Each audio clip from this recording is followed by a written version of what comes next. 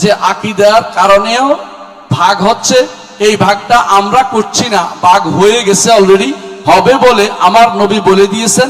এটা কিন্তু রাসূলুল্লাহ সাল্লাল্লাহু আলাইহি ওয়াসাল্লামের একটা ভবিষ্যৎবাণী।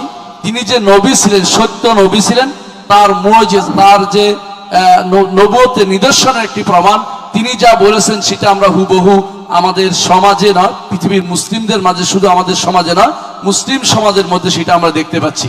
সুতরাং আপনি এমন একটি পথের দিকে আহ্বান করবেন যেটা হচ্ছে লা তাযালু তায়ফাতুন মিন উম্মতি, আমার উম্মত যারা হকের উপর থাকবে, সেই পথের দিকে আহ্বান করাটা হচ্ছে, এটা হচ্ছে আমাদের কর্তব্য, যাতে বিশুদ্ধ আকীদাটাকে আমরা প্রমোট করতে পারি। আশা করি বিষয়টা বুঝছেন। অন্য কোনো প্রশ্ন? এখানে একটা বিষয় জানার আছে, সেই জানার বিষয়টি হচ্ছে আসলে ফিরকাবন্দি অথবা বিভক্তি এটি মুসলিম উম্মার উপর অপদারিত একটি বিষয়।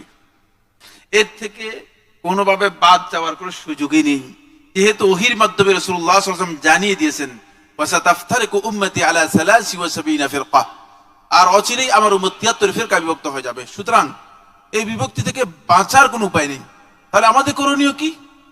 আমাদের করণীয় হচ্ছে রাসূলুল্লাহ সাল্লাল্লাহু আলাইহি ওয়াসাল্লাম যাদেরকে নাজাতের কথা বলেছেন, যাদের ব্যাপারে এই গ্যারান্টি দিয়েছেন যে এরাই নাজাত লাভ করবে, তাদেরকে আমাদেরকে খুঁজে বের করতে হবে। নেক্সট প্রশ্ন।